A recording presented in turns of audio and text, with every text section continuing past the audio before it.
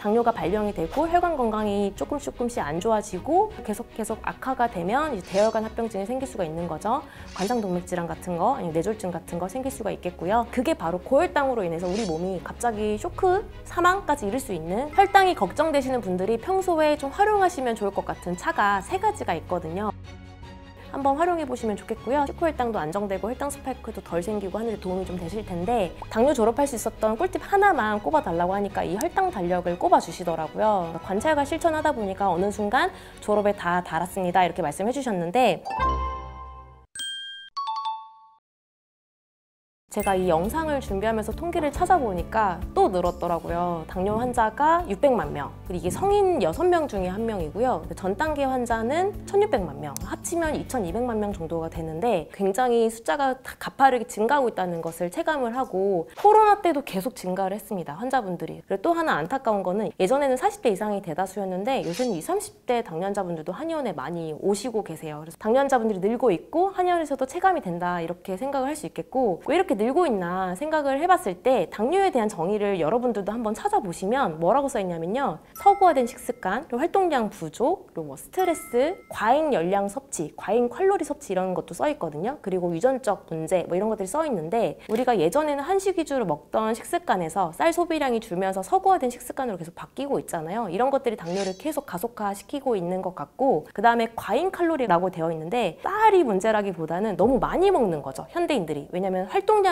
줄었잖아요. 예전에 비해서 과학 문명이 발달하는 만큼 우리는 덜 걷고 덜 움직이고 집안일도 더 양이 줄고 했는데, 그럼에도 불구하고 먹는 양은 더 많이 늘고 간식도 먹고 야식도 먹고 하고 있습니다. 과잉 칼로리로 인해서 당뇨가 늘고 있다, 저는 그렇게 보고 있고, 활동량이 줄고 여러 가지 요인들이 복합적으로 작용을 해서 당뇨 인구가 계속 늘고 있구나 이렇게 보고 있습니다. 처음에 제가 진료를 시작했을 때는 당뇨 뭐 식이 관리 중요하지, 음식 중요하고 운동하면 되고 체중 감량하면 되겠지라고 생각을 하면서 진료를 했는데, 잘 적용이 안 되는 환자분들이 있었고 그리고 꽤 많았습니다. 그리고 진료를 하면서 더 많이 알게 됐던 거는 마른 당뇨가 우리나라는 굉장히 많더라라는 거예요. 지금은 반반 정도 되거든요. 마른 당뇨가 절반, 비만 당뇨가 절반. 미국이나 유럽이나 중국 같은 경우에는 초고도 비만 환자분들이 굉장히 많아요. 음식이랑 운동만 가지고 접근해서는 당뇨를 극복하기가 어렵고, 비만 당뇨 또한 비만 1도가 많습니다. 비만한 정도를 가지고 1도, 2도, 3도로 나눌 수가 있거든요. 근데 그 중에서 1도가 굉장히 많아요, 우리나라는. 그래서 경도 비만이 많아서 이 정도면 미국에서는 사실 과체중으로 분류가 되는 정도이거든요, BMI가. 한국형 당뇨는 다르구나, 음식 운동만 가지고 안 되구나, 이거를 진료하면서 더 많이 깨닫고 있고요.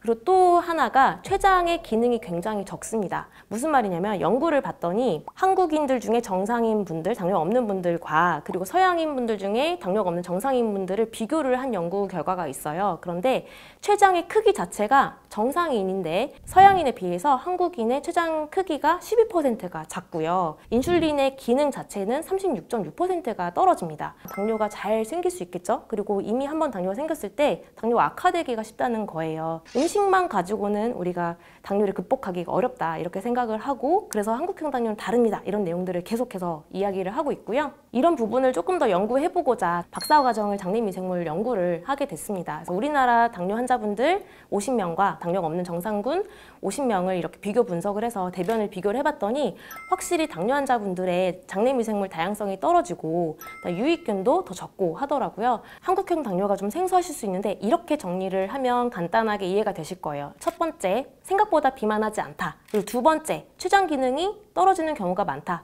췌장 기능이 떨어지기 때문에 당뇨가 쉽게 생길 수 있고, 그리고 당뇨가 생각보다 악화되기가 쉽다. 이렇게 2가지 정도로 한국형 당뇨를 정의해 볼 수 있겠습니다. 일단 당뇨 합병증이라고 했을 때 우리가 급성과 만성으로 분류를 해서 알 필요가 있어요. 일단 만성부터 설명을 해보면 미세혈관 합병증이 있고요, 대혈관 합병증이 있습니다. 만성 합병증 중에 미세혈관 합병증이 우리가 익숙한 거예요. 망막병증, 그 다음에 말초신경병증, 그 다음에 신증, 콩팥, 이렇게 3가지는 우리가 익숙한 건데, 미세혈관이기 때문에 처음에 당뇨가 발병이 되고 혈관 건강이 조금씩 안 좋아지고 혈액이 끈적끈적해지면 가장 먼저 발생하는 게 미세혈관 합병증이고, 이게 방치가 됐음에도 불구하고 계속 악화가 되면 이제 대혈관 합병증이 생길 수가 있는 거죠. 관상동맥 질환 같은 거, 아니면 뇌졸중 같은 거 생길 수가 있겠고요. 만성은 그래도 좀 당뇨가 좀 진행이 됐을 때 이런 합병증이 생긴다라고 보면, 반면에 급성합병증은 정말 급성으로 올 수 있는 게 바로 급성합병증인데 요거에 대해서는 또 경각심이 적어요. 하나가 저혈당이고 두 번째가 고혈당에 관한 건데 저혈당은 젊은 분들은 한 50, 60대까지는 그래도 좀 와닿지 않을 수 있는데 70대 이상 되면 저혈당으로 쓰러져서 응급실 가시는 경우가 굉장히 많습니다. 짧은 시간만 방치돼도 내사로 갈 수 있기 때문에 굉장히 위험하고요. 그래서 저는 70 이상인데 인슐린 맞고 있는 분들은 꼭 주치의 선생님과 상의를 하셔서 경구혈당 강화제 먹는 당뇨약으로 좀 바꾸시면 좋겠는 게 그 이유가 70 이상이 되면 저혈당에 대한 인지도 잘 안 되고 대응도 잘 안 되세요. 저혈당 굉장히 조심하셔야 되겠고 특히 인슐린 맞는 연세 있는 분들은 좀 주의하셔야 되겠습니다. 그리고 반대로 고혈당도 급성으로 우리가 합병증으로 갈 수 있는데 고혈당성 고삼투압 증후군이라고 하고요. 그게 바로 고혈당으로 인해서 우리 몸이 갑자기 쇼크, 사망까지 이를 수 있는 그런 합병증입니다. 굉장히 무서운데 이것도 잘 모르시죠? 그래서 급성 합병증도 있더라라고 이해하시면 좋을 것 같아요.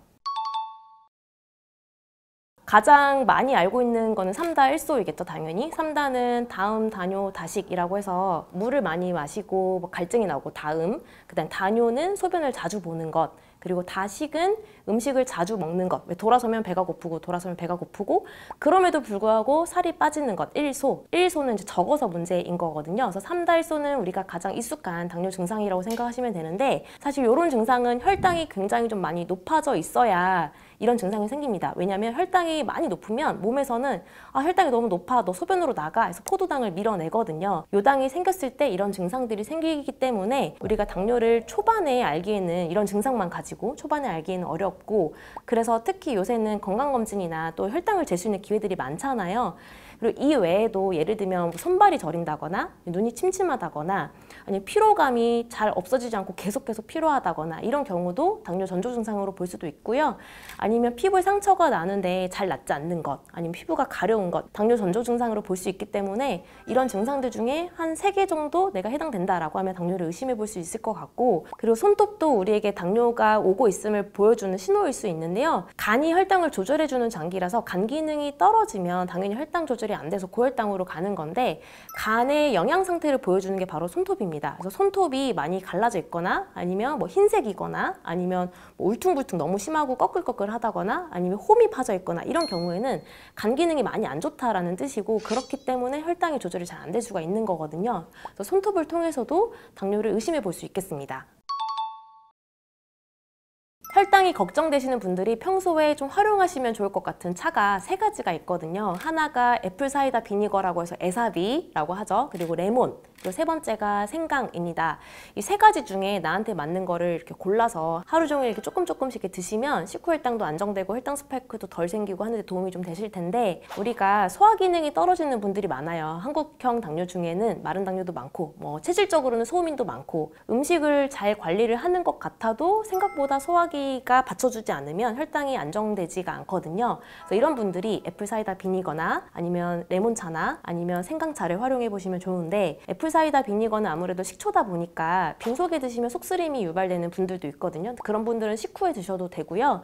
레몬은 레몬을 사서 통째로 사서 깨끗이 씻어서 이렇게 잘라가지고 활용하셔도 되고 요새는 이렇게 스틱으로도 나오더라고요. 레몬즙이. 이런 것보다는 좀 무난한 게 좋겠다라고 하시는 분들은 생강을 한번 활용해 보시면 좋겠고요. 생강을 이렇게 썰어서 생강차를 끓여서 드시거나 시중에 판매되는 것 중에 설탕이 하나도 안 들어간 100% 생강 이런 차 한번 찾으셔가지고 그런 걸 활용해 보시면 좋겠고 특히 우리나라 당뇨 환자분들은 재미있는 게 살이 찌고 싶어하는 마른 체형의 당뇨 환자분들도 많습니다. 그런 분들한테 생강을 참 많이 권해드리고 있어요. 왜냐면 생강이 소화기를 따뜻하게 해주고 소화를 돕기 때문에 흡수도 잘 되고 몸이 따뜻해지면서 실제 살이 찌는 데 도움이 되거든요. 그래서 3가지 중에 나에게 맞는 것을 골라서 한번 잘 활용해 보시면 많은 도움 되실 겁니다. 실제 제가 진료실에서 활용하고 있는 달력인데요. 바로 혈당 달력. 이에요. 요거는 탁상 달력으로 여러분 집에 탁상 달력 있으시잖아요. 탁상 달력으로 활용하셔도 되겠고요. 요거를 처음에 만들었던 계기가 어떤 환자분이 자신의 공복 혈당을 탁상 달력에 쭉 적어 오셨는데 한눈에 보니까 너무 이게 비교가 잘 되더라고요. 어떤 날 낮아져 있고 어떤 날 높아져 있는지. 그래서 그거에 아이디어를 착안을 해서 만든 수첩이라고 생각하시면 되고 굉장히 쉽습니다. 아침에 일어나서 공복 혈당을 1시간 안에 측정을 하셔서 공복 혈당을 여기다가 쭉 적으시면서 나의 평소 혈당을 아실 거잖아요. 내 공복 혈당은 평소에 뭐 120에서 135야. 그것보다 유독 낮은 날, 예를 들면 102가 나왔다. 아니면 그것보다 유독 높은 날, 예를 들면 뭐 150이 나왔다. 이런 날은 관찰을 하는 거예요. 근데 아침에 혈당을 쟀기 때문에 관찰은 어제 하루를 돌이켜봐야 됩니다. 어제 하루 중에 어떤 것 때문에 공복 혈당이 이렇게 낮았지? 이렇게 높았지? 관찰해서 그 이유를 적을 수 있도록 이유를 적는 칸이 만들어져 있는데, 근데 이거를 제가 해보니까 놀랍게도 3가지 정도가 공통점이 있더라고요. 이럴 때 공복 혈당이 잘 안정되더라, 이런 3가지가 있는데, 첫 번째는 저녁밥을 먹고 3-4시간 금식하는 겁니다. 견과류 조금, 사과 한 조각 이렇게만 먹어도 공복 혈당이 올라가고요. 또는 저녁밥을 좀 과식을 하면 소화가 안 되잖아요. 3-4시간을 금식을 해도 소화가 안 되기 때문에 그런 날은 공복 혈당이 높더라. 당연히 야식을 하면 공복 혈당이 높겠죠. 물 외에는 아무것도 안 먹었을 때 공복 혈당이 안정되더라, 이런 거를 환자분들 통해서 하나 배웠고요. 두 번째는 어떤 운동이든 꾸준히 해야 공복 혈당이 좀 안정되더라, 다 상관없으니 골고루 하셔라 라고 말씀을 드리고 있고, 마지막으로 중요한 3번째는 수면입니다. 수면은 그 중요성을 모르는 분들이 많고 우리 현대인들이 많이 놓치기 쉬운 부분이에요. 그래서 정말 감사하게도 얼마 전에 미국 당뇨병 협회에서 음식이랑 운동만큼 동일한 레벨로 중요한 게 수면이다라고 해서 처음으로 2025년도 가이드라인에 수면을 올려놨거든요. 수면은 저희도 항상 늘 강조드렸듯이 11시 전에 자고, 적어도 12시 전엔 자야 되고 7-8시간 자야 되고, 규칙적인 패턴 속에서 이렇게 주무시는 것, 그리고 숙면하는 것, 이것을 권장해 드리고 있습니다. 그래서 이렇게 3가지 조합이 완벽하게 잘 든 날 공복 혈당이 낮고, 그 중에 1-2가지 어겨지면 공복 혈당이 높다는 걸 환자분들이 관찰이 되고 있고요. 공복 혈당이 왜 중요하냐면, 공복 혈당은 굉장히 객관적입니다. 몸 상태를 객관적으로 아침마다 이렇게 딱 반영을 해주거든요. 일상에서. 왜냐면 당화수소는 매일 잴 수가 없으니까. 그래서 공복 혈당을 가장 강조하고 말씀을 드리고 있고, 그리고 이렇게 공복 혈당이 안정되잖아요. 아침 하루 시작이 안정되기 때문에 하루 종일 혈당이 안정되는데 굉장히 큰 도움이 됩니다. 이 공복 혈당 달력을 정말 열심히 하다 보면 그 외의 것들이 보이기 시작을 해요. 원장님, 저 해보니까 3가지 다 했는데도 혈당이 안 잡힌 날이 있었어요, 이렇게 얘기를 하시는 날이 있던데, 그럴 때 이제 2가지를 더 말씀드립니다. 하나는 스트레스이고요. 또 하나는 컨디션 관리인데요.